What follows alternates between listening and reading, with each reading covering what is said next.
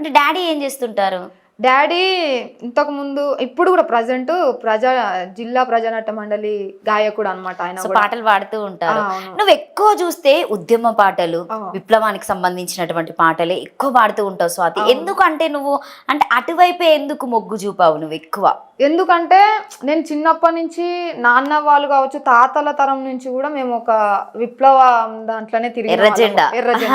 Okay. So అప్పటి నుంచి ఇంకా నాకు అలవాటు. వాళ్ళని చిన్నప్పటి నుంచి నేను చూస్తున్నా కాబట్టి, వాళ్ళని చూస్తూ పెరిగిన కాబట్టి, సో ఆ దారిలో పోవాలనేది అంతే. స్వాతిని ఎక్కడ చూసినా అందరూ విమలక్క అని చెప్పేసి అంటున్నారు. అవును. ఎందుకు అట్లా అసలు? అది నాకు కూడా నేను పెట్టుకున్న పేరు అయితే కాదక్క, నాకు సోషల్ మీడియా పెట్టిన పేరే అదైతే. బయటికి వెళ్తే జూనియర్ విమలక్క అని చెప్పేసి మాట్లాడతారు చాలా మంది. చాలా హ్యాపీ నాకు. ఆ అక్క అంత త్యాగం ఎవ్వరు చేయలేము. మేము చాలా చిన్న పిల్లలము, వాళ్ళ ఎక్స్పీరియన్స్ కున్న ఏజ్ మాకు లేదు. వాళ్ళు చేసిన ఉద్యమాలలో మేము అసలు ఇంత కూడా కాదు. అట్లాంటప్పుడు వాళ్ళ పేరు పెట్టి పిలవడం అనేది చాలా హ్యాపీ నాకైతే.